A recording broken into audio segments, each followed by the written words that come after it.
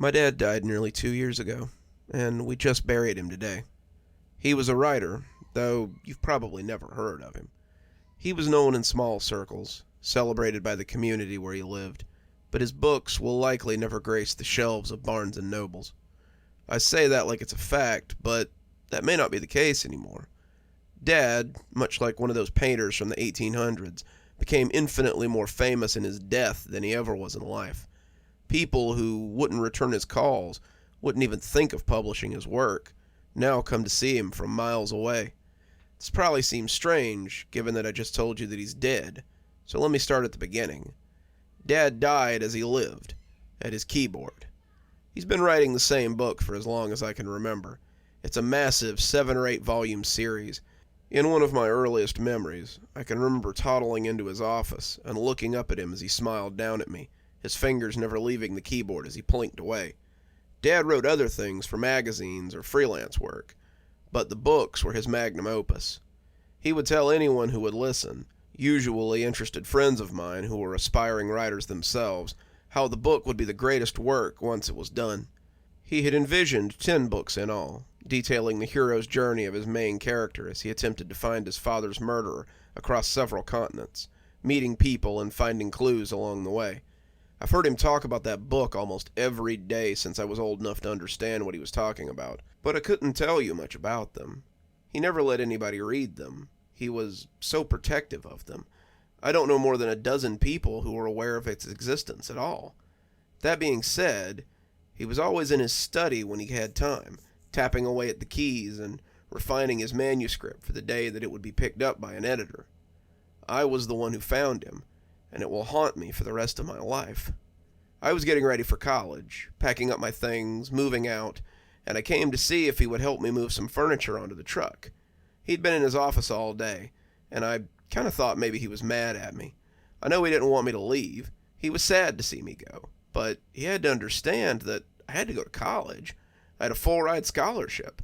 I'd be a fool not to use it, and living on campus would give me access to resources I wouldn't have at home.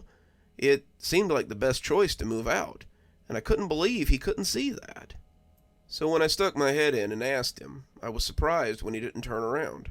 That only seemed to cement in my head the idea that he was mad at me. He had his back to the door, as he always did, fingers tapping away, and when he didn't say anything, I just stood there and looked at the back of his head for a moment.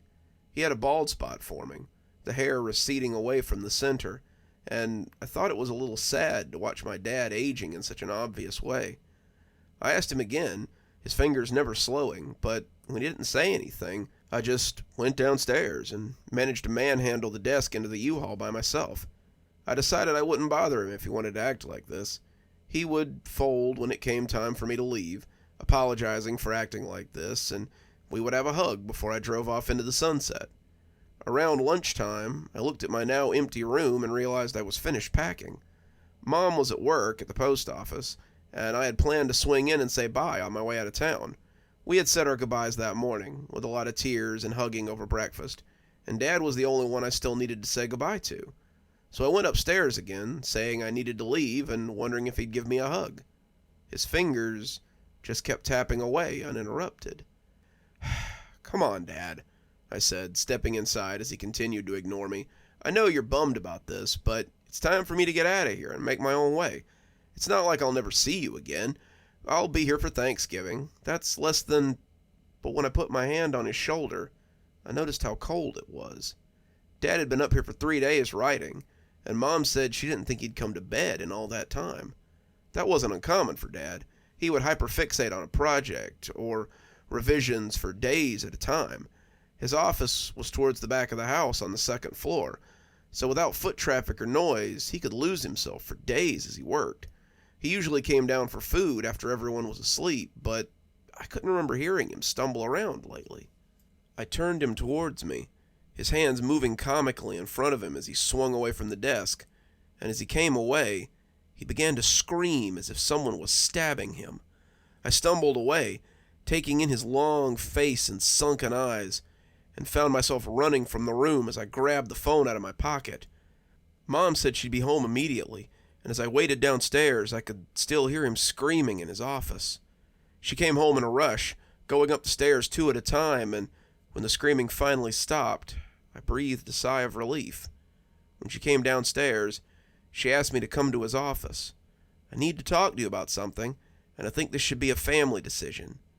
I came back to see that Dad was still staring at the screen of his MacBook, tapping away like we weren't even there. I don't know how to explain this, but your father's dead. Looking at his fingers as they went about their tireless typing, I asked if she was kidding. Dad was clearly alive. His hands were moving, and I could see words on the screen forming coherent sentences. Were they playing a joke or something?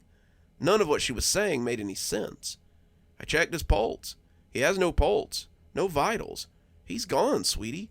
But it appears that he's not quite gone. She tried to move him, and as she turned him away from the computer, I could see his lifeless face as it turned to regard me. His jaw had been hanging slack, his eyes open and staring, and as his hands came away from the keyboard, he started screaming all over again. It was deep and tortured, similar to the one he'd made before, and without even meaning to, I turned him back to the keyboard where his hands started typing again. I asked her what was going on, and Mom shrugged as she tried to come up with a reason for this. His book was important to him. You know that. I think maybe once he finishes it, he might stop on his own. I can't explain what's happening here, but I don't want him to die with his work unfinished. Your father kept saying it wasn't ready, but I'm going to send the first manuscript to his editor. Maybe once he sees it and someone puts it into print, he'll finally be able to rest. Either way, let's keep this between us, okay? I want your father to pass on without regrets, don't you? I nodded, telling her of course I did. I wanted Dad to die in peace. Then do him this last favor, and don't tell anyone what you've seen here. Promise? I really didn't know how to feel about this, but I told her I wouldn't tell anyone, and she thanked me as she hugged me goodbye. I left in my U-Haul, unsure how to feel about the situation, but I kept the secret. I didn't come home for the next year. I came home for Thanksgiving, as promised, but the whole thing felt uncomfortable. Mom and I sat downstairs eating, her curious about how school was going, and me filling her in on my studies. As I ate turkey and tried to have a normal conversation over stuffing, all I could focus on was the tap-tap-tapping from upstairs. Mom had closed the door to Dad's office, something that I could never remember happening at any time in my life. But despite her best efforts, the tapping was still audible.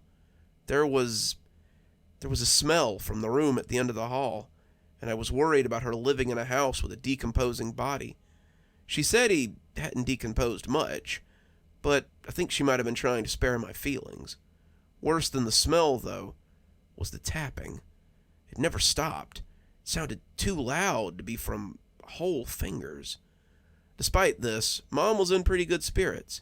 She said that Dad's first book was being edited, and his publicist thought it was likely to be ready for shelves by next year. He couldn't believe my dad had been keeping this gem to himself for so long, and I think that's when I really realized how few people Dad had shared his book with. She said the initial payment on the book had allowed her to pay some overdue bills, and she would send him the second book sometime next year. If I release them slowly, it won't seem so odd when he finishes, and I let them know that he's passed. I asked if his writing had slowed at all, and she said that he was typing all day and night. He never rests, and I've had to start sleeping in my noise-canceling headphones. The sound takes some getting used to, but I think I can put it out of my mind. I had meant to stay the week, but I ended up making excuses and leaving the day after Thanksgiving. The sound of the keys as they clicked away was becoming too much for me to handle. After that, I made excuses not to come home. I told Mom I had a paper due during Christmas and stayed on campus over the holiday. I took extra classes so I didn't have to come home on the semesters that I'd be able to take a break from. I still called her on the phone, but our conversations became shorter and shorter as time went on.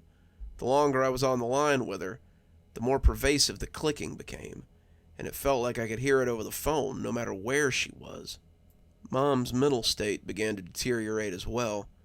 She'd sent the second book to his publicist, and he'd fast-tracked it after the first one had done so well. She deflected any sort of interviews or phone calls for Dad, telling them how shy and anxious he was. But people really seemed to want to pick his brain about the direction of the books, and they were becoming harder and harder to put off. She didn't sound like her usual self either. It was clear that she wasn't sleeping. She said the clicking was getting louder and louder the longer it went on. I tried to do some soundproofing on the office, but it never seems to help. I can't stand to be in there for very long. Even though he's looking at the screen, I can feel him watching me when I'm in there. I think I can hear something moving around at night, too. Mom took a deep breath, and I could almost see her looking in the direction of the office as she pitched her voice lower. I asked what she meant, afraid that maybe animals had gotten in to try to get at Dad's body. But she said it was just little sounds. You remember how he used to leave his office late at night to get food? Sometimes I feel like I can hear someone coming down the stairs in the wee hours of the morning. While I was listening to it the other night, I realized that I couldn't hear the keyboard anymore, and that scared me even more. She started crying then, and I think I had already decided to come home that weekend so we could sort this out. I hadn't come home in a long time, and I found a very different woman than the one I had found over Thanksgiving a year before. And why not? It had to be nerve-wracking, knowing you were sharing a house with a corpse. Mom looked like she had aged 20 years. Her hair, light blonde the last time I'd seen it, was threaded with gray and looked thinner than ever. Her skin sagged, and her eyes looked bruised from the bags under them. She was so thin to the point of emaciation, and I wondered if she had been eating. When she hugged me, I could feel her ribs pressing against me, and I decided then that something had to be done before I lost both my parents. I told her that we had to end this. I told her that we had to put him to rest, but she feebly resisted. He isn't done yet. He's still typing up there. I can't lay him to rest until he's finished. I asked her how long that would be, but she didn't seem to have an answer. I told her I was tired and wanted to rest, but after I heard her door close and the sound of her springs grumbling as she went to bed, I got up and went downstairs. I wanted to see what this thing was that was moving around after dark, and I knew just the place to hide. There was a small closet in the living room, a place for wrapping paper and old crafts Mom hadn't gotten around to yet. And after sliding some things around, I made myself comfortable and cracked the door. It took some time. I wished I had some coffee to keep me from dozing in the small, warm place. I was just starting to nod off, my phone showing 3:30 in the morning, when the landing at the top of the stairs creaked. Something glided down almost soundlessly, its body light as I pressed my eye to the slit in the door to see what it was. It was dark in the living room, the curtains drawn, but I didn't dare turn on my light.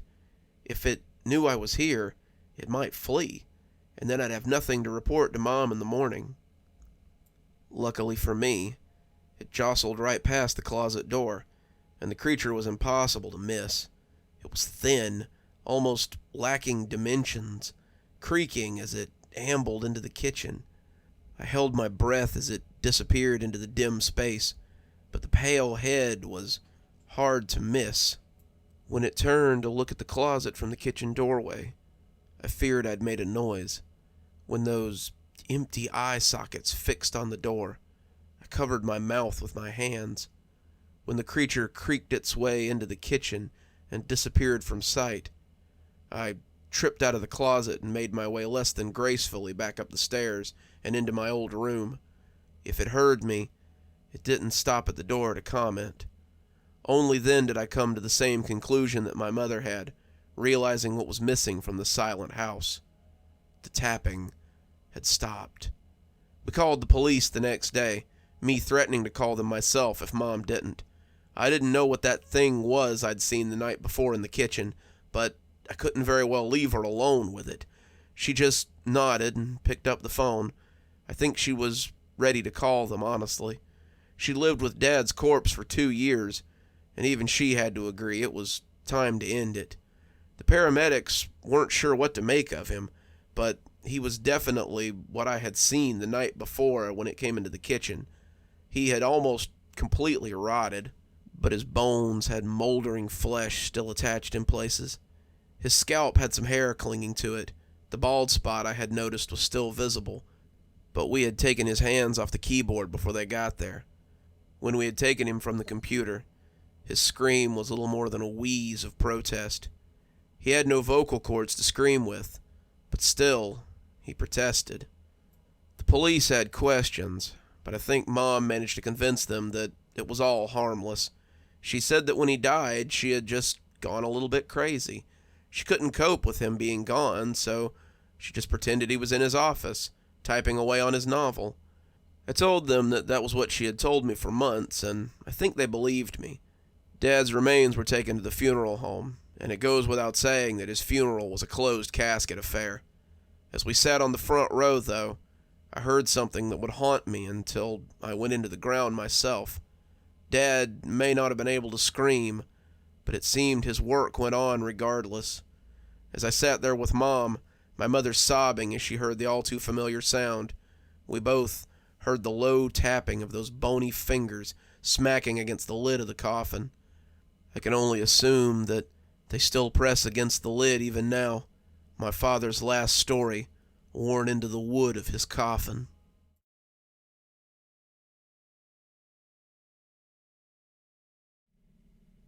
My boss was smiling as he tossed the flyer on my desk.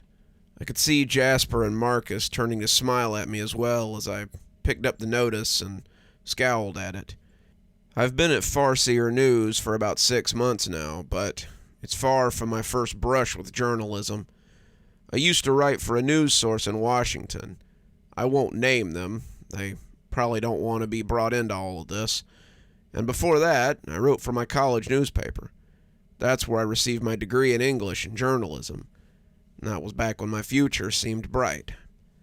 I worked as a journalist for 6 years, but that was before everything went to hell.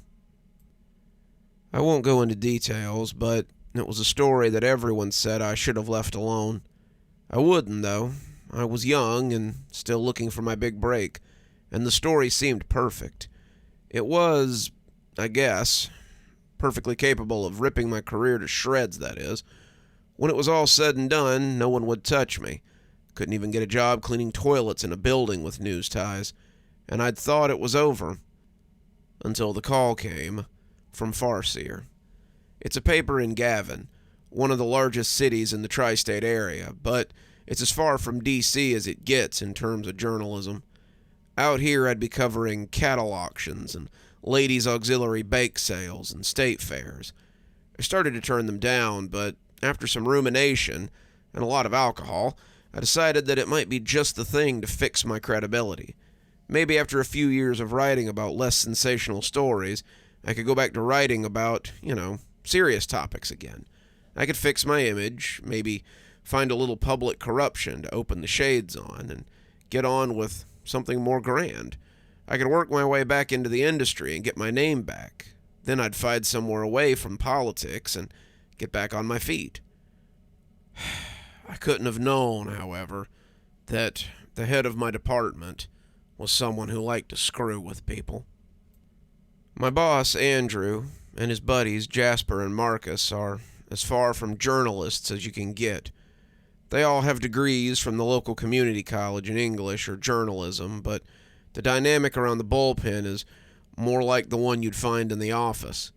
Andrew is the Michael Scott of our department, handing down judgments and comedy in equal parts. Marcus is like a less likable Jim, and Jasper is the Stanley, older and constantly sleeping through his deadlines. I guess that makes me the Dwight, and they don't mind using me for the butt of their jokes. You should have seen Andrew during my interview as he realized my credentials. He looked almost gleeful at the prospect of having a real journalist on his team that he could mess with. Case in point, the flyer he had just tossed down was for the closing of a local institution in the neighboring town of Foreman. The closing of a discount warehouse store that had existed on the corner of Beck and Mills since the Depression. "What's this?" I said, looking up from a story that I'd been writing about last week's big event. That is your assignment for today, old junior field journalist. Junior field journalist was another thing that Andrew had made up to demean me. He knew I'd been a hotshot columnist in the big city and decided to take me down a peg with the big stories he handed down. The stories were everything from dog fashion shows to pumpkins that looked a little like Elvis. He found the obscure stories seemingly from nowhere, and he handed them to me with the air of someone bestowing great honor on a lesser. He mostly did it so he and the other community college journalists could laugh at me as I went off to chase the story. Can't anyone else do this? I'm working on the governor's Clean Air Initiative piece. Actually, I sent your notes over to Jasper, so you'd have a free afternoon to give this story your full attention. I ground my teeth and listened to my molars groan like sails in a high breeze. You did what? No need to thank me. I mean, it's not every day that a historic institution like the Discount Warehouse goes out of business. We want your full attention on this story so you can tell us all about the last great sale on this time capsule of Americana. Feel free to use that line if you like, he said, walking off as Marcus and Jasper snickered at me. The whole thing just felt way too much like the actions of a cartoon villain. With little choice left, I packed up my things and went off to chase the story. I was fuming as I drove the 30-odd miles to Foreman. I was tired of being treated this way by people who had learned everything about news reporting from their high school AV club. The stories that the Farseer took on were often fluff pieces, and sometimes even borderline tabloid news. For every serious story we took on, there were a dozen others about beauty pageant winners and food eating contests and pieces just labeled local color. I was sick of being stuck with these nothing filler bits. What's worse is that they weren't even anything you could hang a new career on. No respectable paper would want to see your name attached to a drunken fiddle contest, and no one would be impressed by my dissertation on the Little Miss Southwest regional pageant. I'd been hoping to craft this into a new start, but it looked like I'd be stuck at the Farseer for the foreseeable future. The money was nice, though, so I guess that was a plus. The interstate was fairly uneventful, and I arrived in Foreman without too much fanfare. When they tell you that Gavin is the largest city in the tri-state area, they mean it. Gavin, as it happens, has a population of about 25,000 on a good census year. The whole area is very rural, which means there's a lot of very nice cow fields and pigs to look at as you drive. Gavin has 5 restaurants, a city hall, a public pool, a drive-in, several strip malls that are slowly expiring, and a Walmart that's usually being sold by one of the $5 generals in the area. There's 20 traffic lights in the whole town, and the rest of the roads are watched over by stop signs and good manners. If Gavin is a big town, then Foreman is a pothole. You can tell when you're pulling into Foreman because of the seemingly endless array of trailer parks on the outskirts. They have cute little names like Shady Pines and Whispering Oaks or Sunnydale, but what they amount to is a sea of plastic and chrome that stretches for well over 10 miles. I'm pretty certain that the trailer parks are bigger than the whole town, but that's just a guess. As sad as all that humanity on display is, the town is downright tragic. There was once a thriving burg here, I've been told, but it relied mostly on the pulpwood industry and the small coal mining operation that took place in the area. Now the coal's played out, the pulpwood's going out, and Foreman is a town that seems unaware that it's dying. If you drive up the main street, you can see more buildings for rent than that are open. It has a city municipal building that doubles as a city hall, a working railroad that will likely outlive the town, and several strip malls with the usual collection of pizza joints and cell phone stores. A few pawn shops and hardware stores seem to be struggling along, but the only thing in Foreman doing any business is the Moosehead pub and the small local police force waiting for drunks outside said pub. I suppose the lack of business was why I was here, though. I kept expecting to see a Walmart or at least a Dollar General or a Family Dollar, but the longer I drove without seeing one, the odder it felt. Had Discount Warehouse been that big of an institution?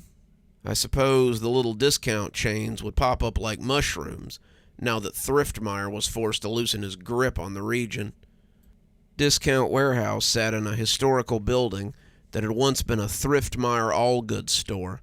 Mr. Thriftmeyer, who I assume had changed his name for marketing reasons, had owned a chain of Thriftmeyer all-goods stores across the Tri-County area. They rebranded as Discount Warehouse in the late 70s and incorporated furniture and housewares into the business model. Discount Warehouse was more like a small Walmart or a large Dollar General, and the economy had started weeding them out in the late 2000s. This was the last of the Thriftmeyer line, and today would end his legacy as a houseware and small appliance juggernaut. You like that? It's the opening of my article, and all with nothing more than 30 minutes in the car and a Google search. I did a little more looking and discovered that the Thriftmeyers still owned the chain. Thriftmeyer Sr. had died around the time of the rebranding, 1978 it said, but his son was just as business savvy as his old man, it appeared. Jacob Thriftmeyer Jr. had been running his father's store since the mid-20s, and he was still managing the store well into his 80s. The article said that he had hoped to rebrand again and keep the business open, but the bank had other ideas and would no longer extend their loan. The store had been operating in the red for years, and the tab had finally come due. Jacob Thriftmeyer had begrudgingly signed over his business to the bank and was getting ready to enter retirement. I felt for the old guy, but I suppose all good things had to come to an end. I wasn't exactly sure I would call the parking lot I was currently in a good thing, however. The building was a large brick box with a black awning that appeared to have been added after the fact.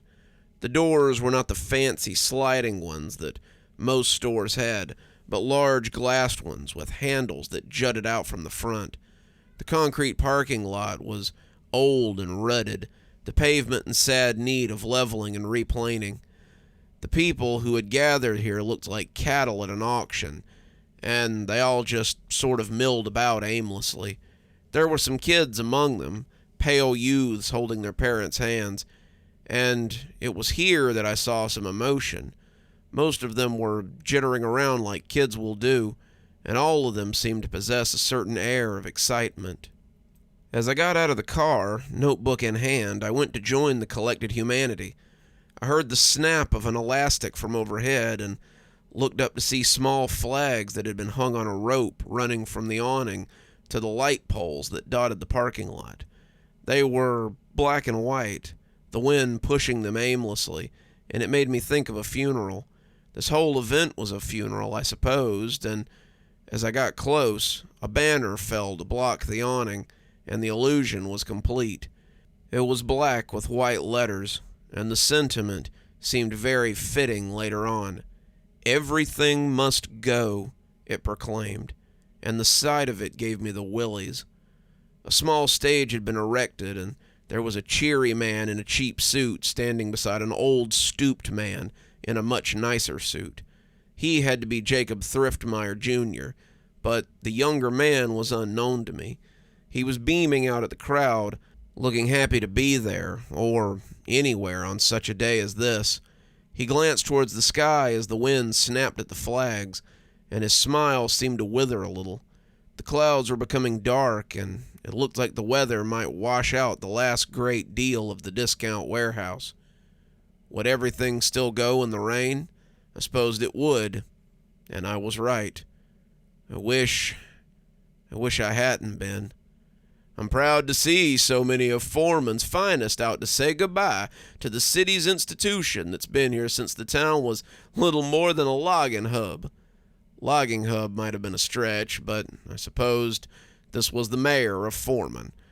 I've shopped here with my family for as long as I can remember, and the deals we've all found at the Discount Warehouse were like nothing seen anywhere else. Jacob Thriftmeyer has helped keep the specter of corporate greed from overtaking our town, and we will be sorry to see him go. Mr. Thriftmeyer himself would like to say a few words, and I think we owe him that much." The applause were scattered and half-hearted, and the old man approached the mic slowly before trying to lower it to his level. The banner kept catching my attention, and it just seemed off somehow. Everything must go.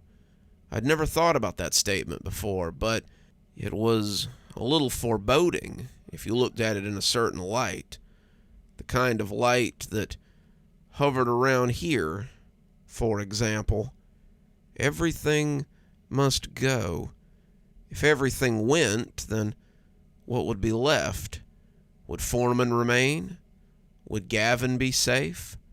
How much would be left behind once everything had gone?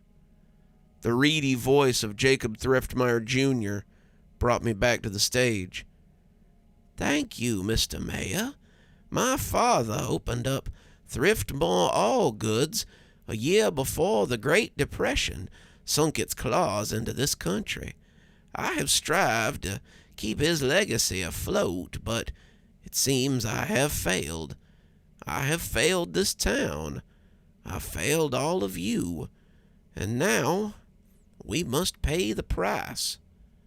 I furrowed my brow as I took a shorthand missive of the speech. This was a weird one, even for the ramblings of a geriatric store owner. The people seemed as confused as he was, but the children seemed to know already. While the parents stood in polite boredom, the children were looking around with what I thought was excitement, but I quickly realized was fear.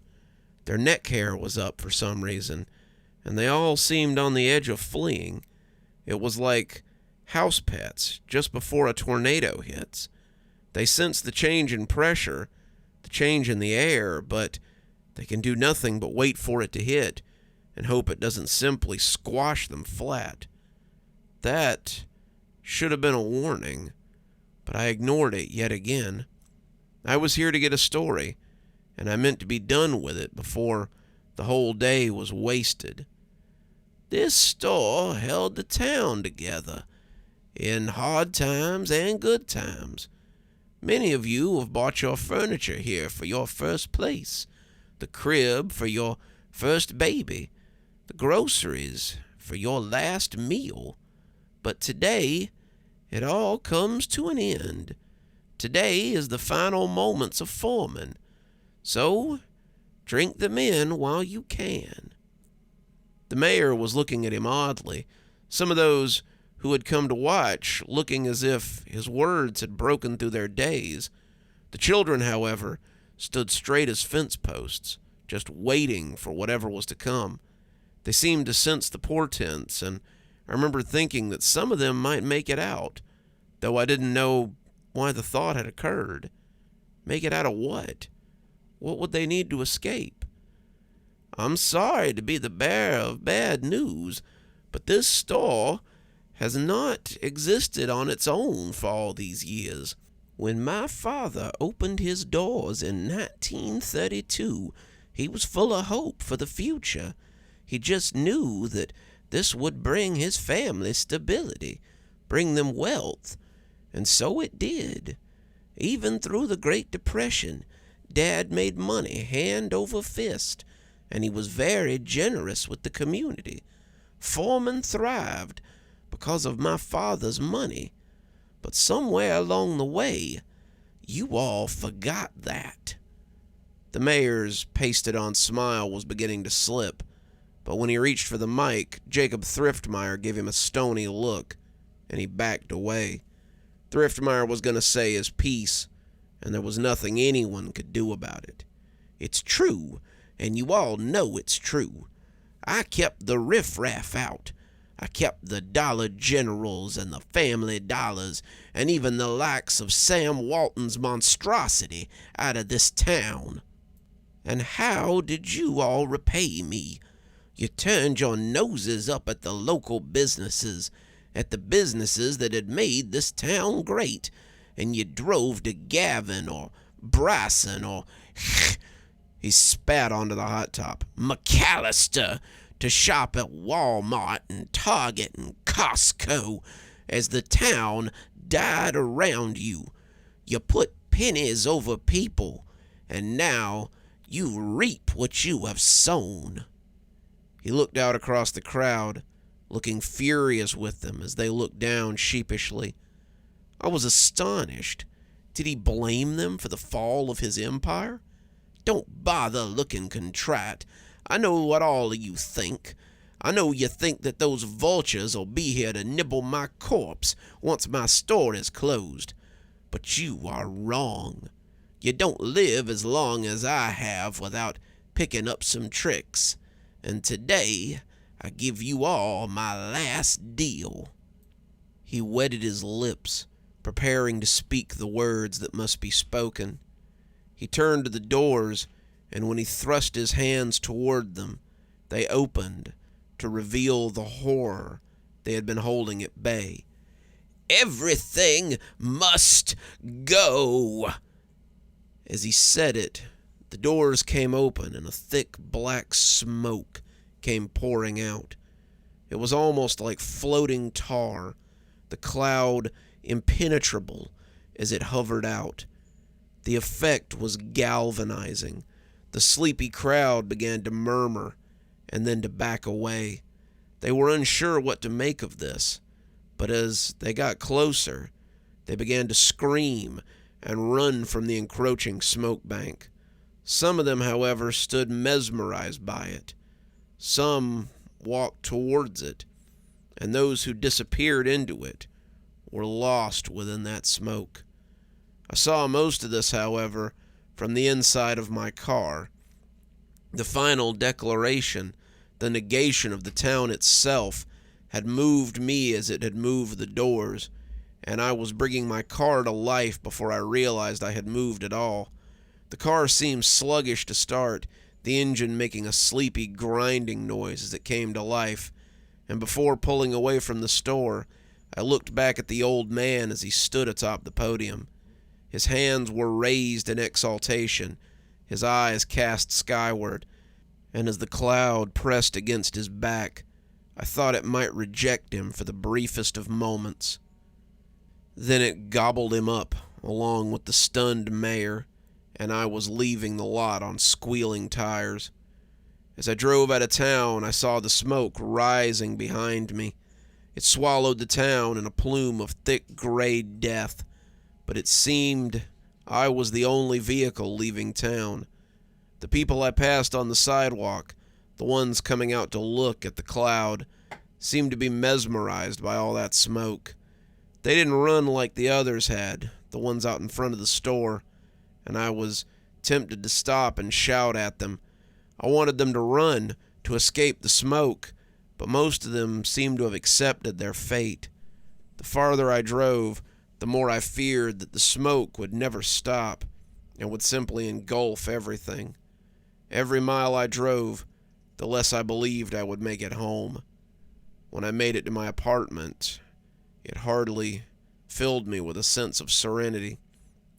I'm on the couch now, my phone ringing off the hook as the office tries to get a hold of me. They want to know the same thing the news anchors want to know. What happened to Foreman? They say the town is simply missing, the smoke cloud having cleared to reveal raw earth and nothing else. The streets, the buildings, the trailer parks, the main street, everything was gone. It had been removed down to the dirt, and no one seemed to have escaped whatever it was that had happened. They were looking for witnesses, for anyone with information, and my boss and his friends seemed to be doing the same. I guess I was the only one who'd seen what happened, and it was something that would stick with me for a long time. I don't know what to do now, but I know one thing for sure. The sign didn't lie. Everything had to go, so everything went.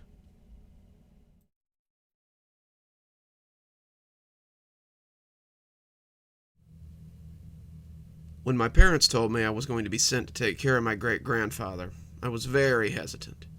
My great-grandfather, Iman Franger, celebrated his 110th birthday in December.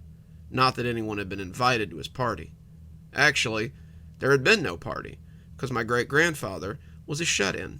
He was a famous horror writer, writing and publishing stories since the turn of the century, and he was supposed to have a small fortune saved up. As such, he lived in a Mary Shelley-style house out in the middle of nowhere, toiling away at his latest work of terror. My mother had 5 sisters, and all of them had been trying to get the highly coveted spot in Great-Grandpa's will. But so far, none of my cousins had managed it.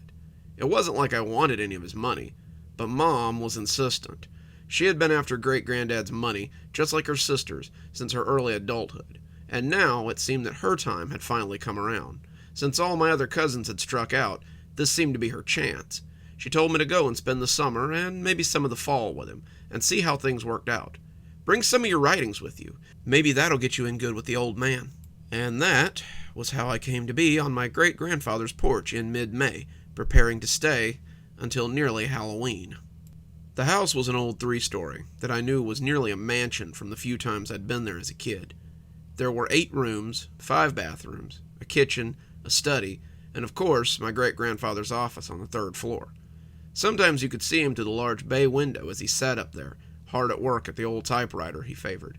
He had once sat close to the window so that he could look out and perhaps be inspired by the forests or the lawns that surrounded his property. Now, it appeared, he preferred a spot away from such distractions. I rang the doorbell and was unsurprised to hear the lock click open electronically. Great-Grandpa kept no staff. Before I'd been born, a few of his caretakers had turned up missing, and after several searches of the home and property, Great-Grandpa had finally just dismissed his staff and lived alone. He had mostly relied on the kindness of his relatives, or just done without for most of my life. He was very reclusive, and I wasn't really looking forward to spending the next 6 months in his company. I'd been preparing a manuscript to send off for publication, and I figured that I would have little time for revisions if I was too busy tending to my aging grandsire and his monstrous house. Looking back on it now, I see that I really had no idea what was in store for me.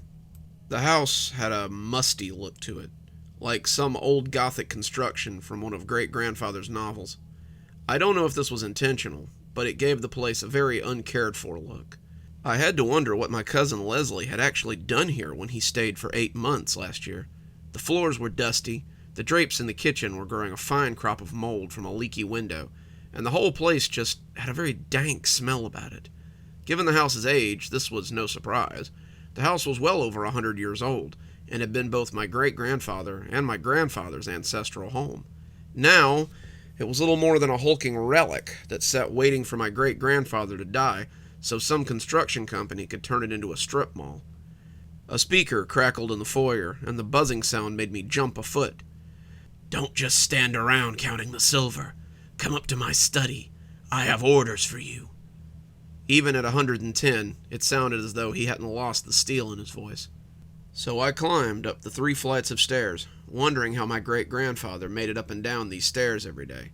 He must come down to eat, I reflected. He hadn't had anyone to help him since Leslie had left 6 months ago. As my young, sturdy legs made the climb up the creaky old boards, I reflected that I was nearly winded as I came to the 2nd floor landing. I would soon become quite intimate with those steps in the months to come, though. My grandfather sat in the topmost room, a room that had once been the attic. The 2nd set of stairs had been built just for him, and they were steeper than the original set by far. As I came up the stairs, I could see my grandfather's desk and the battered old wing-back chair he had owned since I was a child. The desk and the chair sat in profile, and it was like a scene from a movie. The camera would start a slow pan in and mount the stairs, and the audience would see the back of the red upholstered chair and hear the clicking of the keys. He sat hunkered there like a gargoyle, arthritic fingers tapping away at the keys of his old battered typewriter. The sound was skeletal somehow, like bones against ivory. He kept right on clocking away as I stood a respectful distance behind his chair, not wanting to get off on the wrong foot with this ancient writer that I must share quarters with for the next few months. The attic room was the size of a normal studio apartment, and appeared almost Spartan in its furnishings. There was a bed, small and neat, several sagging old bookcases that looked equally as infected with mold, a rug that stretched from the landing to his dark mahogany desk, which sat ever facing into the corner. He had once faced it towards the large picturesque window that looked over his property, but now it looked only into the corner, as though someone had put my ancient grandsire in time out. "I understand," that you are to be my new caretaker." I jumped a little, the clicking leading me to believe that he would go right on ignoring me for a little while longer. His voice was creaky, raspy from lack of use. I expected to see dust puff out from behind the chair, and when he turned, I decided that my expectations hadn't been far off. To call my great-grandfather ancient would have missed the mark. The man was shrunken to the point of elvishness. He could not have been more than 4 feet tall, and his arms and legs looked shrunken and childlike. His arms were held out in front of him, hands held down at the wrists in a way that made me wonder how much it must hurt him to ride on.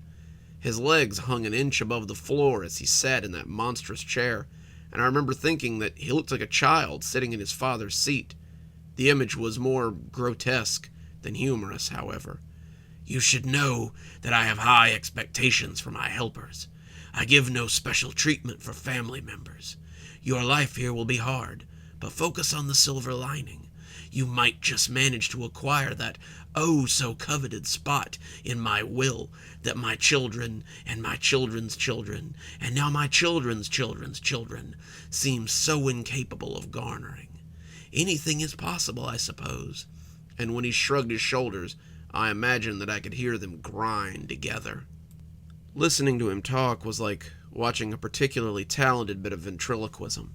His accent was plummy, cultured, and far too deep for the child-sized creature residing in that throne. I expected someone to poke their head out from the back of the chair any minute now, and laugh, saying how they had gotten me. When we both ended up staring at each other for the next few seconds, and no grand revelation was revealed, he went on. He told me about his meal schedule first. He ate breakfast at 5, lunch at 11, and dinner at 6. He subsided almost entirely on Campbell's soup, of which he had a large supply in the pantry. There were 7 different flavors of soup, one for each day of the week, and every month there was a number I would call to have more delivered. He told me that I could make a list of food I wanted as well, and that they would be delivering it to the house with the order. "Just keep the bill under $500 a month," he droned. "I would like to remain in funds until I die." He bathed every night at 7. While he assured me that he didn't need help bathing, he would need help getting to the bathroom, into the tub, out of the tub, and back to his room. I was to put him in the tub and then leave until summoned again. He would be fully dressed again, and when I arrived, I would help him back to his room. His schedule, other than that, seemed to be writing. He wrote sometimes for 18 or 19 hours a day, and would often write well into the night if the mood took him. He rarely slept, he told me, and I would likely find him napping in his chair if I needed something early in the morning. He slept most often between 2 a.m. and 5 a.m. I was not to disturb him or make any noise between those hours whatsoever. "When you're my age, you find you just don't need to sleep as much as normal people, but I won't have the little that I do get disturbed by your needless clatter." My duties, other than feeding and bath time, were my own. I would like the house swept once a week, the windows opened once a week to air out the dust, the drapes taken down and washed once a month. I have a sneaking suspicion that feckless cousin of yours didn't accomplish any of these things, so it's likely a mess down there. I do not own a TV, nor do I have internet. There is a phone in the kitchen that you may use if you should need to, and while I do have electricity, I expect you to turn the lights off behind yourself. I seem to recall that your cousin Winifred racked up a $400 power bill while staying here, and I ejected her for it. So long as you follow my rules and keep the house, I suspect I will ignore you for your stay here, and you will have no hardships. He dismissed me after that, and thus began my time in my great-grandfather's house, a time I would come, in later years, to regret undertaking. It first began with the typing. My grandsire hadn't lied. He wrote 18 or 19 hours a day, and the keys of his typewriter were loud. You could hear him typing away from anywhere in the house, and the noise became a constant background drone. Using my hotspot on my phone, I was able to get some writing done, and my proofreading was coming along very well. It was slow, and the signal out here was poor at best, but I plucked away at it as dutiful as I could, despite the distracting sound of all that clacking. The sound almost seemed to scuttle, worming its way into your ears like phantom fingers as you sat trying to concentrate. I tried playing music, I tried using earbuds, but no matter how high the volume, the sound seemed to clatter against my senses like a badly played piano. I began to become rather sympathetic for a certain Poe character, having my own telltale heart clattering at all hours of the night. On sunny days, I would even take my laptop out onto the lawn and get some work done. Though it defied all logic, I imagined that I could hear that typewriter even on the porch or on the way to the mailbox down the lane, easily a half-mile from the house. I know how it sounds, but I also know what I heard, and it invaded not just my waking hours, but my resting hours as well. That's also how the dream started. Sometimes I would dream that it was me sitting in that big old chair, typing away for hours on end as the words just came sliding up the paper. In my dream, the paper was never ending. It simply rolled on and on as it came out of the typewriter. The words rose like a tree in the forest before my very eyes. My fingers would clack endlessly on the keyboard, my young, strong digits becoming withered like great-grandfathers as I typed my life away. I was always in front of that big bay window as I worked, watching the fireflies out in the woods as they frolicked. Sometimes, though, I would catch a glimpse of myself in the mirrored glass and jolt awake as my great-grandfather's face looked back at me. Then there was the whispering. The whispering had likely been there from the start, but I didn't pick up on it for several weeks. Great-grandpa didn't own a vacuum, so I was stuck sweeping the floors and taking the drapes outside to beat them with a broom. Fortunately for me, carpets were not all the rage at the turn of the century, and Great-grandpa had hardwood floors throughout. I was sweeping the second floor when I heard a spidery whisper coming from the stairs at the end of the hallway. It was nearly unintelligible, the voice the thinnest of whispers, but my great-grandfather was unable to match it in his response. "I won't. You can't make me. You don't even know if he could take my place. It doesn't matter. I won't curse him with the same life I've been cursed with. Stop whispering in my ear and let me finish." Then came the loud crash of keys resumed, and Grandpa ignored whoever had been whispering to him. I thought about it as I swept, unsure what to make of it. Who had he been talking to? More importantly, who had he been talking about? I knew that he had no phone up there. If he needed something, he always called down the stairs, and the whispering had sounded like it was coming from right inside the room as opposed to a phone. I shook it off as the senile ramblings of the old and troubled man and went about my chores, wanting to get them done so I could return to my own work. That was the first time, but it wouldn't be the last time I heard those whispers. I began to hear them in more than just Grandpa's study as well. They began as something like the scrabbling of mouse feet, a skittery noise that scrabbled across my senses sometimes. The longer I listened, the more I heard, and what I heard was frightening. They whispered about far-off places and foreign hellscapes. They whispered about terrible devils and ancient evils, all of which would win in the end, despite the hero's best efforts. I heard them sometimes in my sleep, a place I could not escape them, and they often filled my dreams with terrible prophecy. The work was literally the third indication that something was amiss. While Grandpa's genre had always been horror, I was more interested in fantasy and YA. My current manuscript was a puff piece, something to get my name on the desk of an agent or a publisher so I could work on more groundbreaking fantasy. My story was good, warring vampire clans and a romance that was trying to blossom amidst the chaos, but it was nothing new. It was a safe bit of YA pseudo-fantasy, the kind that had a built-in audience and was fairly safe. The longer I worked on it inside Grandpa's house, though, the darker the story began to become. Characters began to die more often, backstories became less teen-friendly, and a shadow fell across what had been a fairly light little book up until that point. A lot of my time seemed to be spent fixing changes I had made the day before, and I was getting frustrated with the shifts in tone that seemed to be trying to take place in my story.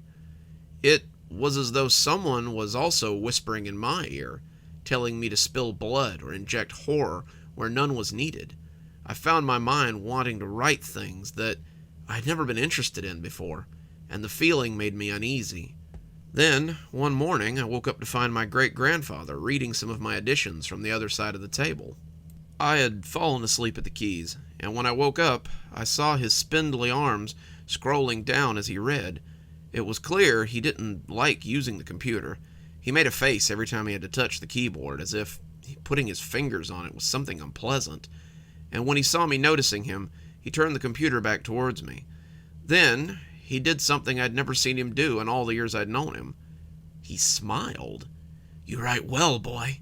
It's a little fluffy for my taste, but it appears that I'm not your target audience. How long have you been writing it?" I told him I'd been writing my current work for about a year, but I'd been writing in general for most of my life. He nodded, seeming to like the taste of this new information. "Thought I was the only one, at least since your Uncle Stephen passed." Then he slid out of the chair, his feet barely making a sound as they touched the floor, and ambled back upstairs. After that, I seemed to notice him hovering around the dining room often as I made corrections and changes to my manuscript. At first I tried to ignore him, not wanting to make it awkward, but as the weeks tripped by, I asked if he'd like to come help me with my revisions. He declined at first, saying he needed to get back to work, but over time, he actually came to sit with me and helped me labor through the 500 pages of tween trash, as he often called it. Every new revision, the darker ones at least, seemed to interest him, and I found myself taking his suggestions more than I rejected them. Then, one day around Halloween, he invited me to his study. He said there was something he needed to show me. He was standing by the gigantic wingback chair when I arrived. He looked even more like an underfed child as he slid a hand over the arm, his head only slightly taller than the arm of the chair itself. "You've impressed me, son. Your writing is a little rough, but I suppose that all writing looks rough after a century of it. Many people have asked me how I've lived so long, and writing is the secret to my success. The writing, however, is only half of it. The other half is this." He stroked the chair again as he said it, a look between loathing and loving crossing his face. "Your chair?" I asked skeptically. "Not my chair. This chair was never mine. It was loaned to me on the grounds that I use it for its intended purpose." "And what purpose is that?" I asked, feeling the hair on the back of my neck prickle. "Terror," he answered. I almost expected to hear thunder rumble outside as he made this exclamation. "The chair is meant to spread terror?" I said, trying to keep the skepticism out of my voice. Great-grandpa didn't seem to notice. He just kept looking at the chair in that loathsomely fascinating way he had. The chair seemed to have him under its sway, and he was powerless to cleave from it. "The chair is a conduit. Its purpose is simple, to spread fear and to propagate terror. You've heard the whispers by now, I'm sure." I nodded, hearing them scurry across me even now, as I watched my grandfather stroke the old chair that suddenly seemed to be shallowly respirating before my eyes. "From the second I read the changes to your manuscript, I knew it had gotten in your head. It calls to you, just as it called to me, and now it wants to make a deal." I took a step back from the chair. "What are you talking about? A deal? What sort of deal?" "You can write forever. Write as much as you want, and your work will make you the kind of money that puts normal men to shame. All you must do is sit in this chair and let it work through you. You can do that, can't you?" I wanted to refuse him, this grinning skeleton in his slowly, but now visibly respirating chair. The longer I looked at it, the more I could see the baleful eyes, the fanning nostrils that were almost snake-like, the grinning mouth that sat in the seat. It looked at me, and as much as I wanted to deny what he was saying as the ramblings of a crazy old man, I couldn't. The chair's glamour had slipped away, and now I could see the monster that lay beneath. "Come sit," he beckoned. "Come sit and let it show you its power." I didn't want to. Sitting on that thing was the last thing I wanted to do, but I found my legs had other ideas. I had moved as if by magic, my legs that of a puppet's on strings. I expressed all my will, but I was a child resisting a hurricane. Great-grandfather moved aside as I came before his throne, and when my bottom slid into that hoary old thing, I expected the teeth to gobble me up. Instead, I was filled with something unexpected. I was filled with completion, a sense of homecoming. I was complete. I saw myself reach for the typewriter, as I had done in my dreams. The whispering beckoned me to write, compelling me to spill my talent for it, and I obliged. The words rolled from me.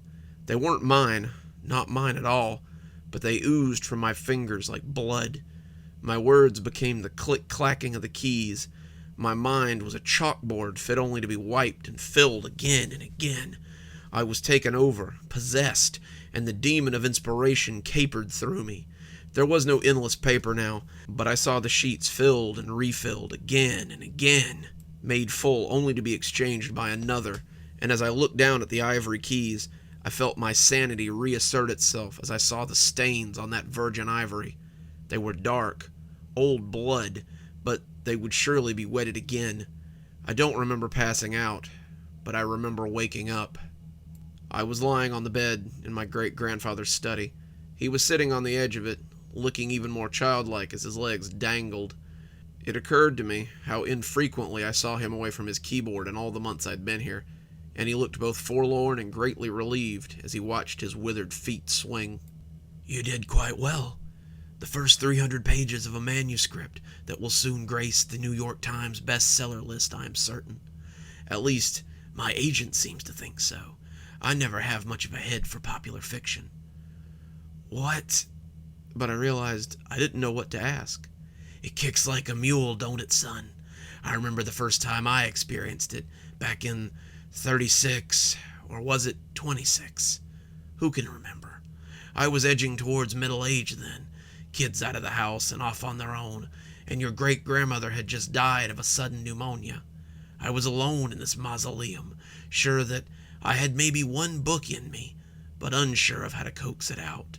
The man I bought the chair from showed up out of nowhere, showed up as if I had summoned him, and said he had just what I was looking for. Then he showed me this ghastly hulk you see crouching over there, and I was highly skeptical. My eyebrows slid up even more when he said that it had already been paid for." He got a dreamy look on his face, as though his mind was casting back through time. "He told me that all I had to do was write, just write, and the chair would do the rest. He told me that the chair would take my writing into heights that no one had ever dared hope, and all I had to do was shake his hand. When I sat down to begin, the man tipped his hat and grinned like an imp.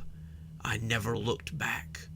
At first, it was thrilling, churning out stories, books, whole series over the course of years. I was detailing my legacy at a breakneck speed.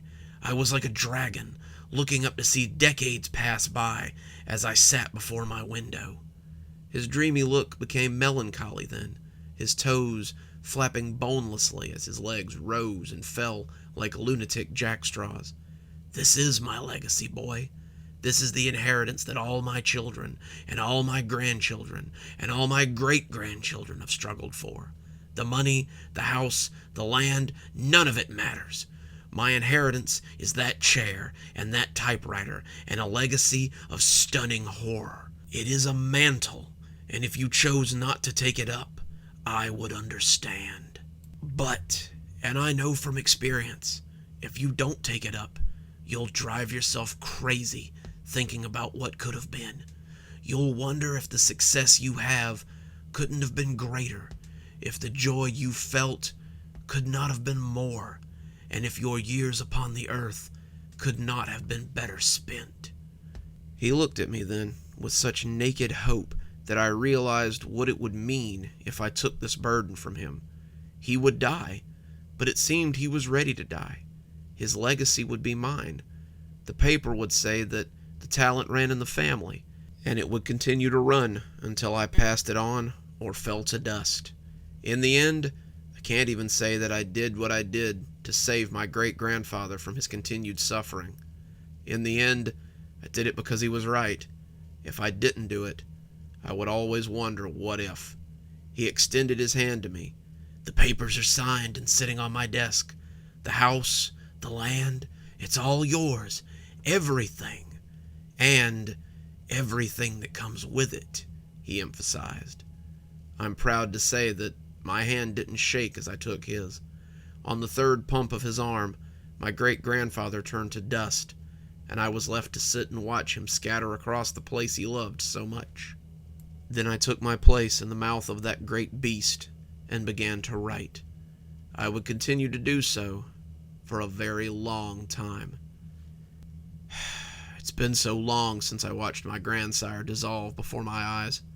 In that time, I've been the most prolific horror writer of my age. I've built up money like some old dragon, sitting on my wealth as I hunker on my hill. Sometimes my relatives come to see me, but most times they don't. My own mother refused to talk to me after great-grandfather left everything to me in his will, but I hardly noticed. She died a few years ago, or was it a few decades? I didn't attend the funeral. Being away from my work for too long makes the whispers less quiet. I travel some, as my grandfather must have done in the beginning, but I never stay away for long. The stories must be told, the conduit must be maintained, and I must remain the keeper of this black lighthouse. It takes a toll, though, to be certain. I understand why my great-grandfather slept so little. If I cannot continue to expel this darkness, it pools inside me, and the vivid nightmares often bring me screaming back to reality. The bags under my eyes have become luggage, and yesterday I glanced up into the window and thought I'd seen a ghost. The old man that looked out from it was withered and sunken, and I thought that great-grandpa's ghost had returned to torment me. I see now why great-grandfather moved into the corner after a time. I'm not entirely alone, though. My cousins have gone on to have children of their own, and sometimes they send them to me, as I was once sent. One of them, a girl named Katie, is on her way now. I've heard that Katie is a rather prolific poet, and said to be quite talented. We shall see what the chair makes of her. Who knows? Perhaps I might be allowed to stop too before long, and bask in the comfortable blackness that awaits me as well.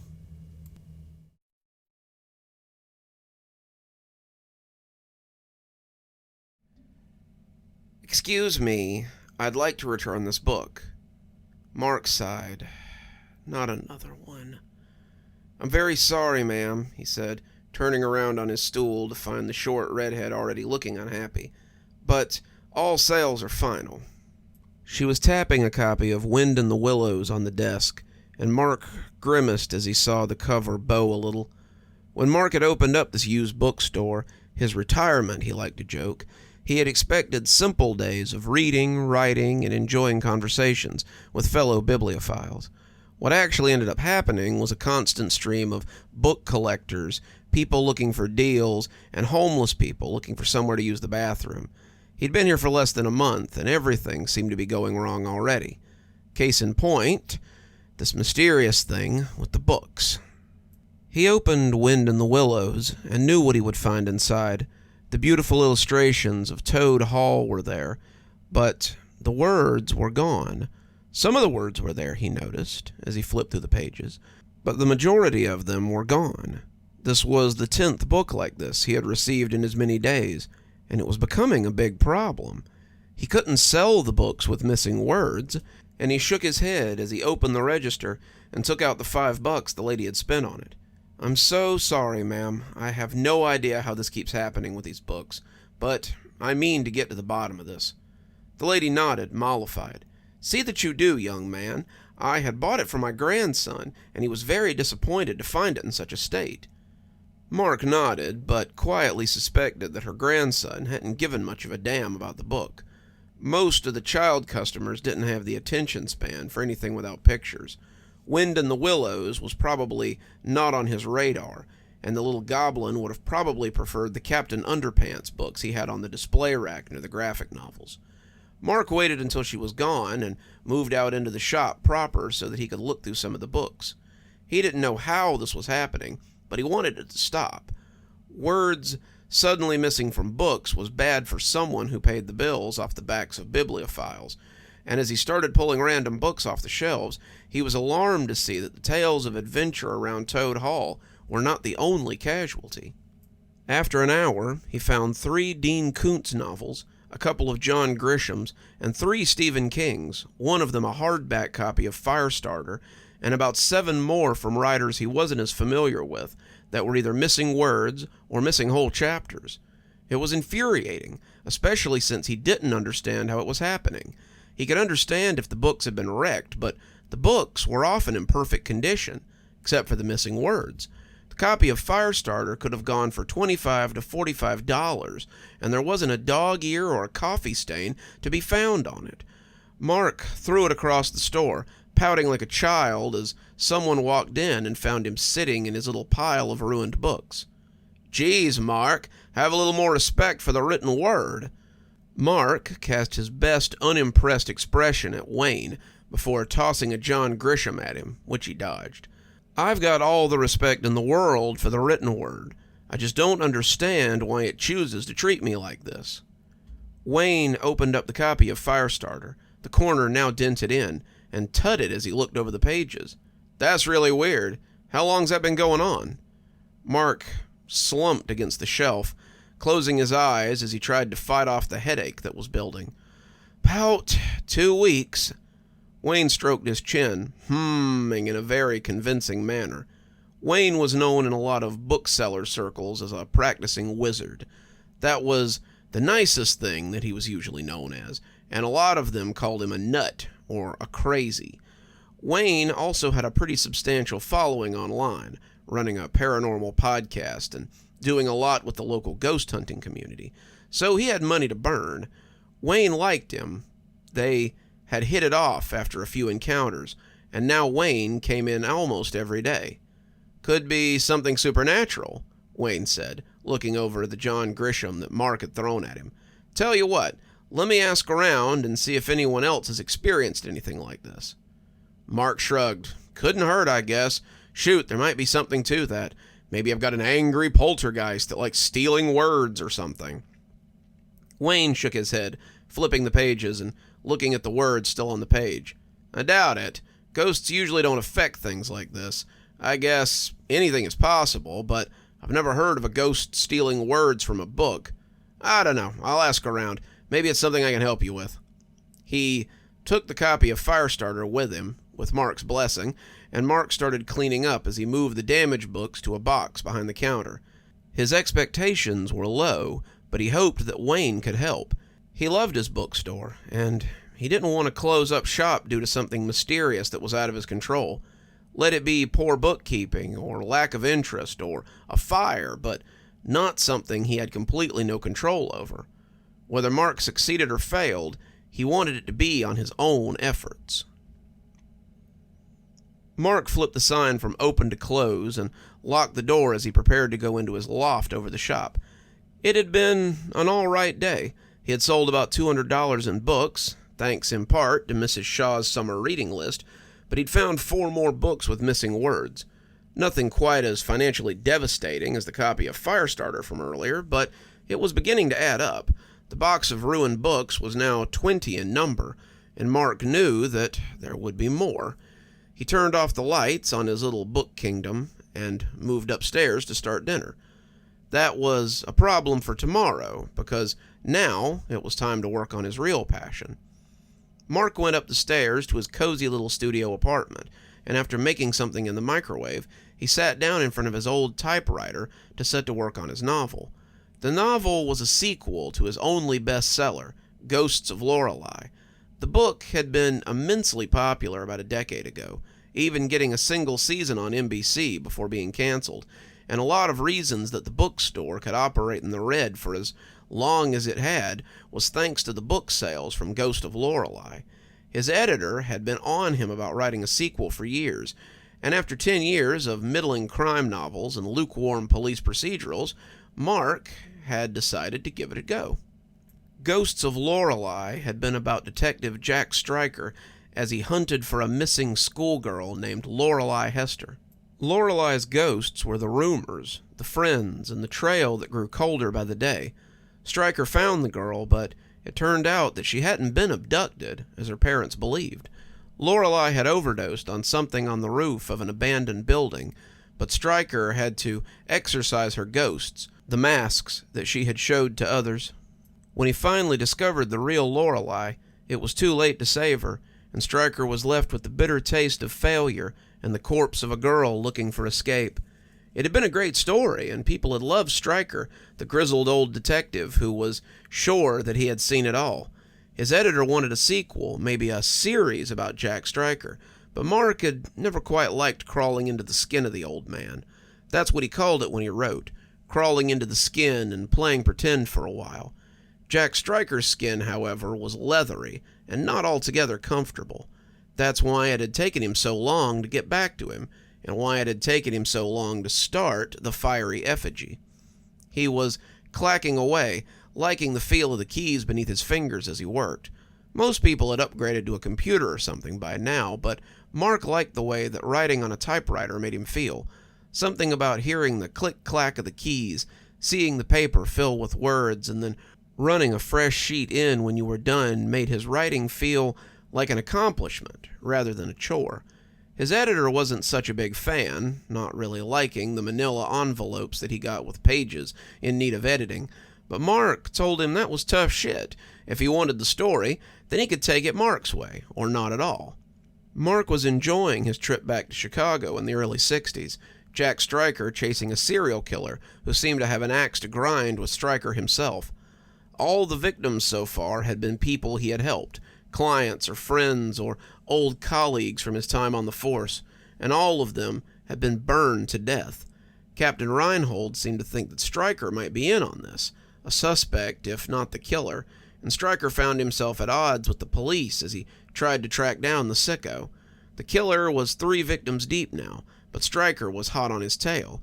He had chased him to an old apartment building. He was chasing him up the stairs, the lights dim and making his target hard to identify, and as they came to the roof, Stryker felt he had him at long last. He kicked open the roof access, his big old .45 out and ready, as he checked his corners and looked for the man who had been killing his friends. "It's over," he graveled out, taking a step out of the doorway. "There's nowhere to go but back the way you came. I've got you dead to rights." Mark hissed, letting the Salisbury steak fall into the plastic holder as it burned his tongue. He blew on the meat, his eyes never leaving the page, and tried the bite again as Stryker made his way across the roof. He was checking the spaces between 2 big AC units when someone lunged and knocked his gun away. The two tussled, the man's hood covering his face, but as Stryker pushed the hood away, he gasped in surprise as much as in pain when the man pushed him back and made a run for it. "You!" Stryker said, watching him run for the stairs. "It can't be! You died 20 years ago!" He grabbed for his gun, but the shot missed as the hooded man made it back into the stairwell. Stryker tried to follow, but he was still 10 feet away when the door banged open, and 2 patrolmen came out with guns drawn. "Jack Stryker, you're under arrest for the murder of Frank Richard and Moira Fisk. Drop your gun and put your hands up." Mark nodded as the sheet came out, loading a fresh one in as he typed. Yeah, this was good. This was real good. As someone laid on their horn on the street below, Mark sat up violently. He was in bed, a book laid across his chest as the lamp on the nightstand glared in his eyes. The car horn had only been half the fright. He had been dreaming, having a real nightmare. He'd been down in the shop, the whole place shadowy and muzzy, and every book he pulled off the shelf was empty. All of them, every single one, was empty of any words. They were piling up, their covers full of fresh white paper, and as he dropped them, they became a sea of pages. They churned and bucked, threatening to swallow him into the inky depths, and just as his head had threatened to go under, he had woken up with a start as the car horn blared. Mark looked at the clock and found that it was about 5:30. He could get up, make some breakfast, and write for a few hours before he had to open up the shop. Last night he had written so much, getting through the interrogation scene and Stryker's escape from custody. Now he was on the run, trying to find the killer before the cops caught up with him. Mark figured he was about 75% done, in the home stretch now, and he would soon send it all to his editor for final proofing. 20 minutes later, a breakfast sandwich in his hand, Mark sat down to start writing the search for the killer. Stryker now knowing who it was, but not sure how to find him.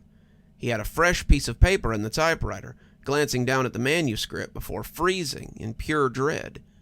He picked up the top sheet, the start of Chapter 9, and his hands shook as he looked at it. There were holes in the paragraphs, gaps where the words had been neatly removed. "How?" he whispered, his hands shaking so badly that he thought he might tear the page. "How can this be?" It was one thing when it was down in the shop. There was no way he could go over every piece of inventory to make sure it was whole. But this was something he knew had been completed. He had written this. This was his. And now it was like moths had come in the night and eaten holes in it. Mark was shocked, outraged, and as the paper ripped near the middle, he forced himself to put it back down. He would have to recreate it. He would need that sheet to get it just right. He didn't know what he would do, but Mark knew that he had to do something. The bookstore was his retirement, but this was his livelihood. He had to protect this by any means necessary. "Excuse me," said a young fella, and Mark saw him flinch as he turned to look at him. Mark must have looked a mess, but that was to be expected. He'd been writing like a madman for the last 3 days, and for those 3 days he had been sending his work off at the end of each session. Sometimes this facilitated a trip to the mailbox at 3 a.m. Sometimes it left him tired as he opened the shop the next day. But it was worth it, if it saved his manuscript. His agent likely thought he was losing it, and maybe he was, but it kept whatever was doing this from eating his work. I was just wondering if you had any of the old Star Wars paperbacks," the kid said, stuttering a little as Mark cast his bloodshot eyes on him. "Third row, middle shelf," Mark growled, turning back to his computer screen as he furiously worked on his inventory. It wasn't hopeful. Mark had discovered about 15 books over the last 3 days, and the box was becoming fuller and fuller as he went on.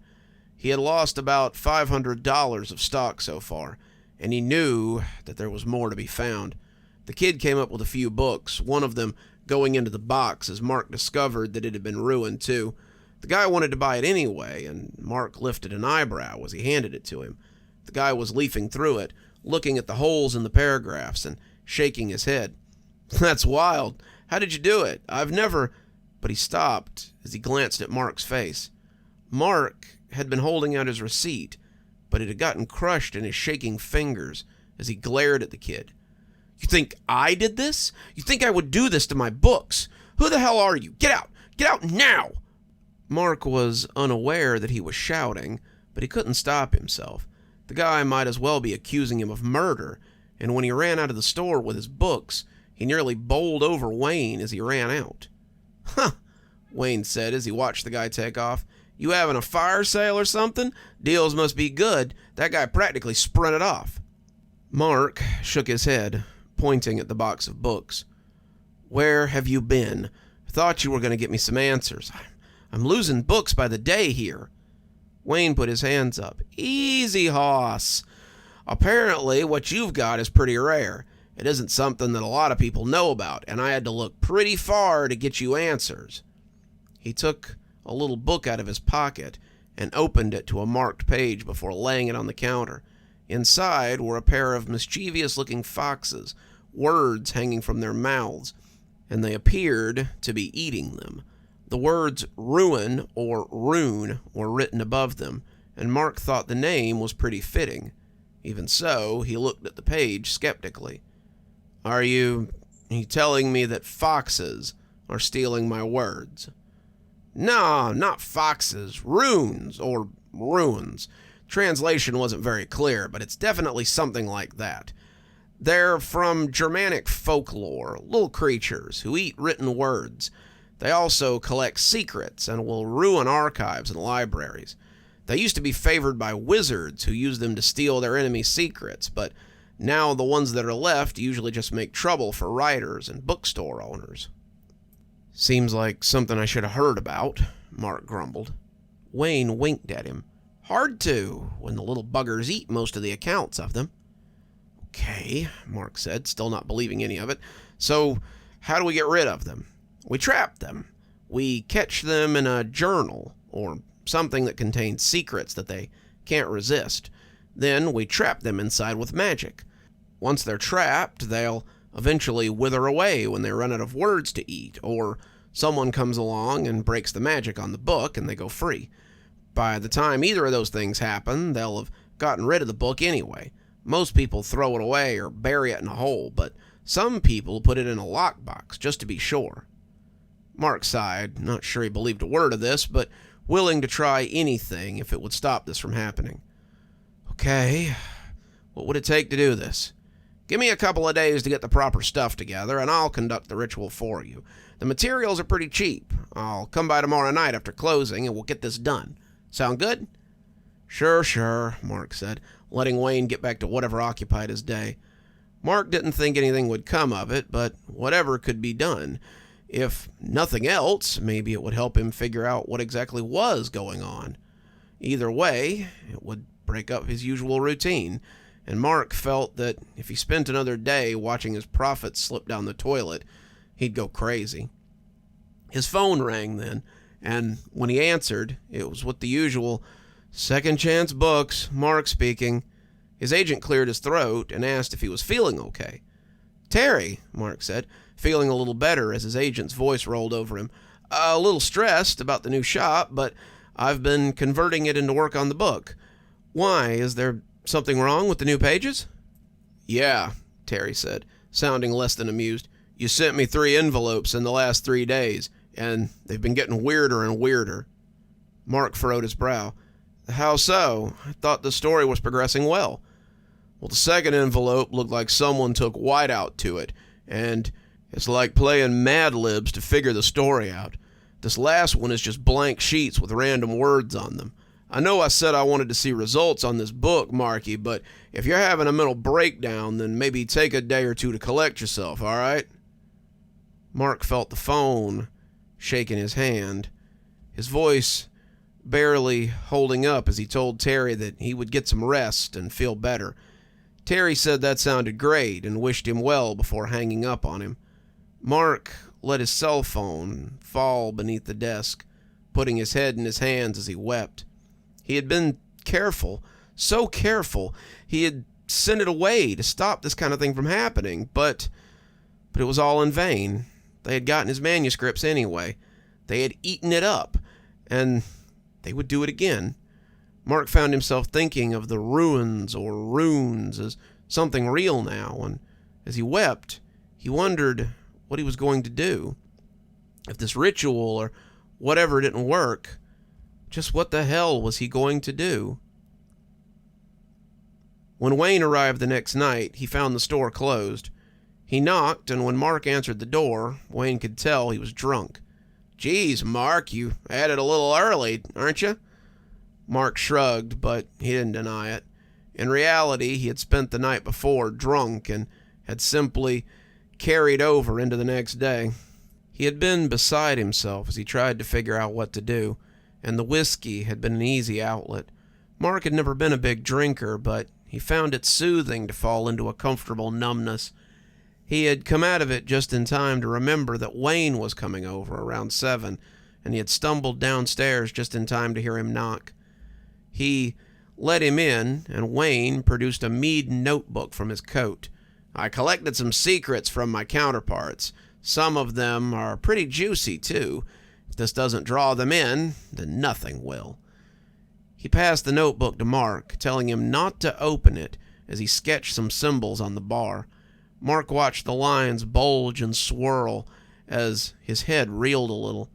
There were squiggles inside the circle, ancient-looking letters and strange crabbed swirls, and as he finished, he bit his thumb and dropped some blood into the center. To Mark's amazement, the circle glowed faintly, and when Wayne took the journal and positioned it in the center of the circle, the two stepped back like hunters from a trap. "Now we wait," he explained, but it didn't take long. It was like watching graffiti move, and Mark thought he might be hallucinating. He saw these sketches of foxes moving across the counter. Some looked like pen, some looked like pencil, and there were even a few that looked like charcoal prints. They were in many different styles and skill levels, and they all made their way towards the book. They entered the pages, eating the secrets, and when the last of them hopped in, Wayne struck. He lurched forward and slammed the book shut, the symbols burning themselves into the notebook. Mark heard a small scream from the counter. Wayne waited for the burn marks to stop forming before picking up the notebook and holding it out to Mark. "All gone. You should be fine now." Mark started to reach for it, but felt like he didn't really want to touch it. He told Wayne to take it, and the man seemed happy to oblige. He said he had hoped to study the little creatures, and as he left, he was humming happily to himself. Mark was just glad to be rid of them, and he felt better than he had in days. Mark jerked awake again, almost certain that the last 4 days had been a dream. He was lying in bed, a book across his chest, and felt like maybe he had been dreaming everything after the car had woke him up. If it hadn't been for the hangover, he might have even believed it. He had celebrated a little more after Wayne had taken the ruin away. Or was it rune? Mark couldn't remember, but he was glad they were gone. He had reached down to close the book when something caught his eye. Someone had doodled a little animal on the edge of the page, a dog or something, and Mark wondered how he'd never seen it before. When it moved off the page, still clutching a word in its mouth, Mark realized the truth. It landed on the floor, and Mark rolled off the bed and gave chase. It was like a cartoon, the little pencil-drawing fox easily escaping him as he ran after it. Mark didn't know what he would even do if he caught it, didn't know if he could catch it, but he knew he was mad. They had been caught, trapped in the journal, and the thought that one had been missed pissed him off mightily. It would get away and make more, and then they would continue to torment him. He had to nip this in the bud, get it before it could escape, and as it slipped under the door, he thundered down the stairs after it. He came into the shop, still livid, and that's when he saw them. The ruin, or rune, or whatever it was, disappeared into the shop, but the shining eyes of multitudes looked back at him in the light spilling from the stairwell. There were so many of them that Mark knew they would never get them all. It was hopeless. They would never stop, not unless he stopped them. The gasoline went up as it took hold of the bookshelf, and Mark laughed in his stupor as they burned. It was like a roach infestation, he thought, as it caught the dry books. Better to burn the whole nest and start over than spend months or years fighting them. He laughed like Nero as he watched Rome burn, and it wasn't until it was too late that he realized he was trapped. That made him laugh all the harder. It looked like the fiery effigy was him in the end. Stryker's story would never be told, and he would take it with him to the grave. Before he passed out, Mark thought that at least these little terrors wouldn't have his final story. He had ruined it all himself, and hopefully took them with him.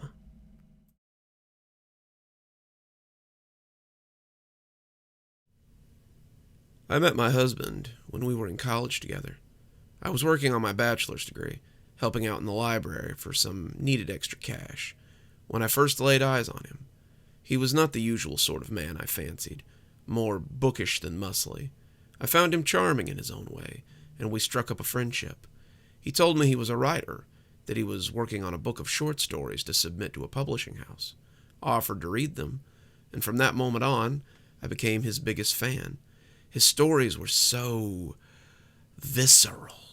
He wrote not as a writer, but as a first-hand observer, and it wasn't long before his work was noticed. We were living together by then, our library friendship having blossomed into something more, and I could see how giddy he was when the letters came in from Bowding Publishing. When he read how they wanted to publish his book, I think it was the proudest moment of his life. He kept writing for Bowding, his stories finding a niche with the horror community. He also started selling his pieces to magazines and online sources, getting his name out there and becoming more recognizable. As his fame grew, however, he still jokingly called me his biggest fan. I couldn't argue with him. I genuinely loved his work. He wrote the sort of stories that were genuinely terrifying and enticed the reader to keep reading until the very end. As his stories grew in number, I found myself curious about where they all came from. My husband, we'll call him Michael, was a mild-mannered fellow who had never really experienced anything horrifying in his life. He described his childhood as benign, no broken bones or funny uncles. His family was loving and doted on him constantly. He had never been without.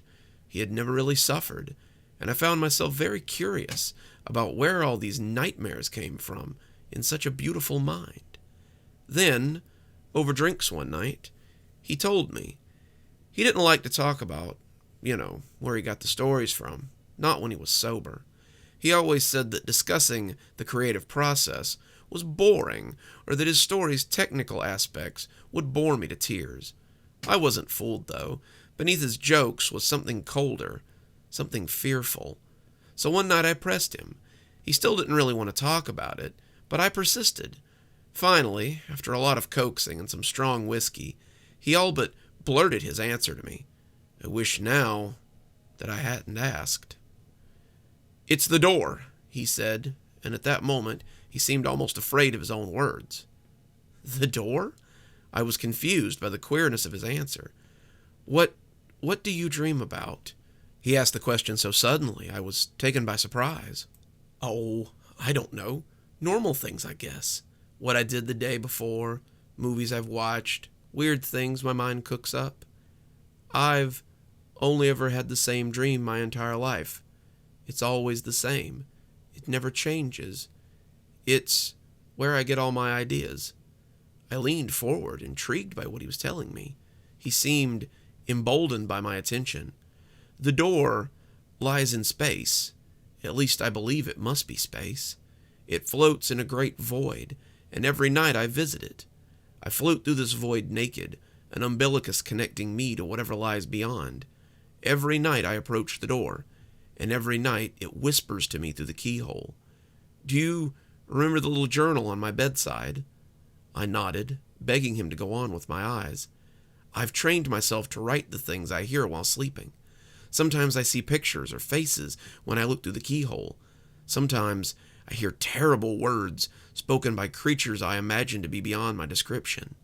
Sometimes I have to close my eyes and will myself awake because I'm afraid that the things they tell me will drive me insane. When I wake up, I read what I've written down, which becomes my stories." I was shocked. "So all your stories come from this big door in space?" He smiled at me. "It sounds silly when you say it like that, but yes, everything I've ever written was spoken to me by something on the other side of that door." I didn't think anything of it the next day. We'd been drunk, and he had just spouted off something to make me shut up. I was sure of it. I became more aware of his journal, though. Sometimes at night he would wake me up with the scratch of his pen on the page. I didn't like to look at him when he was writing it. It was like something otherworldly had taken his strings and was using him without his permission. Watching him write in that fugue state made me feel uncomfortable, and I took measures not to be awake while it was going on. I didn't think anything else of this, not until about 3 months ago. That was when he started having the nightmares. His work had always been creepy, always terrifying, but now it took on an alarming quality. He began talking about creatures that lived beyond the door. These creatures sounded more than a little Lovecraftian, and he was assured that their presence on Earth was an affront to the natural order. They came and went, their arrivals marked by some with great portents, and their battles had shaped history. The stories weren't the only thing that changed, though. He began to sleep poorly. His sleep had always been placid, peaceful, but now he thrashed and mumbled in his sleep. He whimpered in the night about the pale lady or the green man and the riotous red that surged like blood. The words he wrote in his journal were unreadable, a foreign language, but he sat and scribbled them, transcribed them every morning like a dutiful follower of some religion. He began to change. His eyes bore huge bags. He was jumpy and unsure of himself, and more than once I caught him catnapping fitfully during the day. His writing, however, was more in demand than ever. The magazines he wrote for wanted more stories about these strange old ones. His editor wanted to publish a compilation of them at once. He had no lack of material for the book, but I began to get worried about his health as he proceeded. We had been married for 2 years then, just starting to make a life together, and I was afraid that his candle would burn out before mine. I asked him one night to stop writing the stories. He was at his computer, typing away dutifully, when I made the request.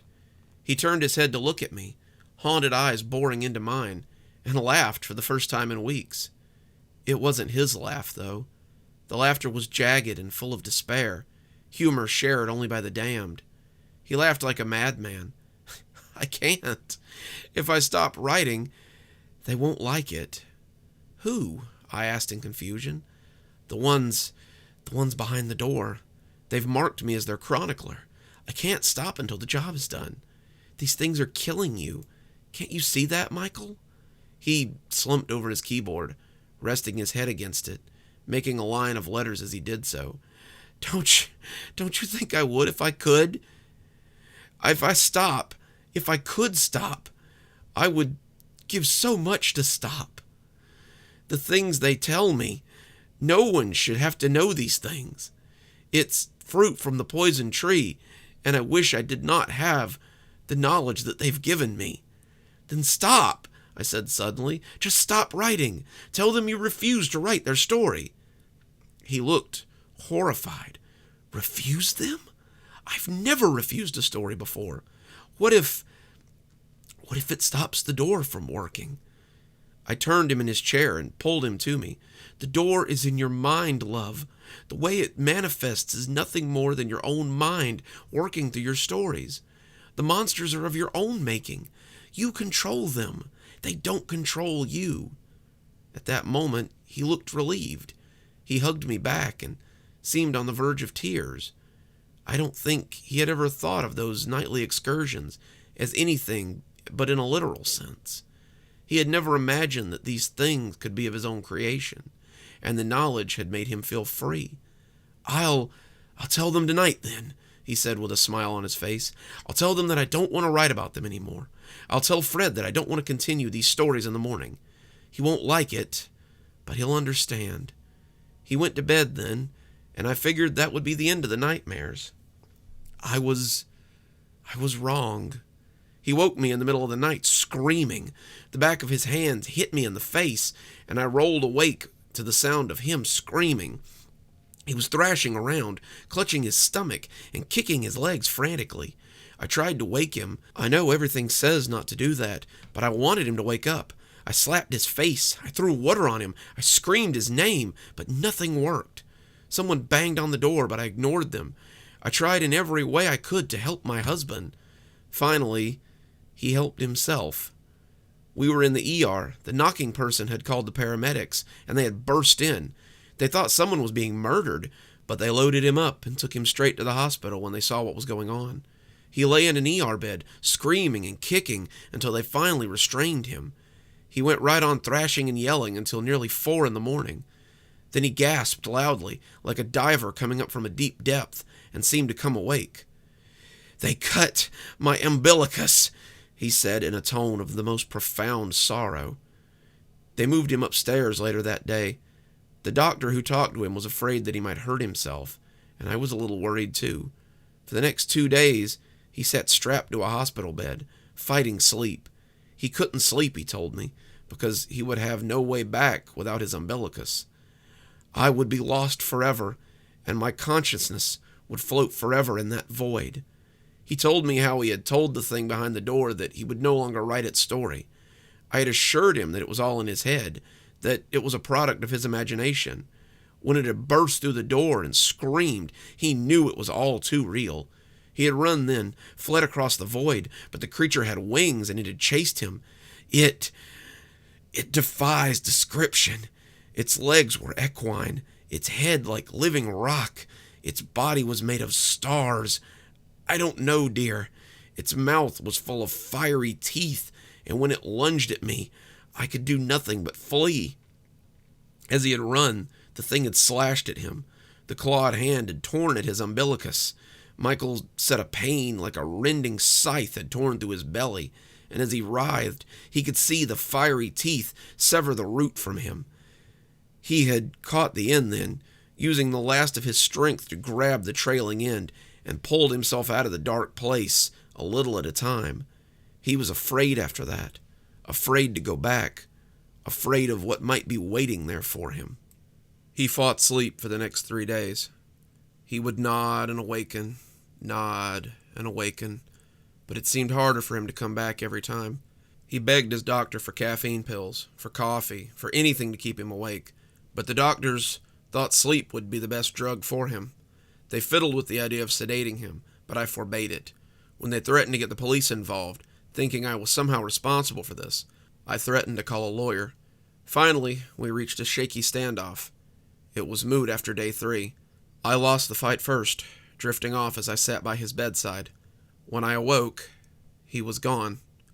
He's in the ICU now. His coma is deep, and the doctors are afraid he might have suffered a stroke. They don't know about his nightly travels. Wouldn't believe me if I told them.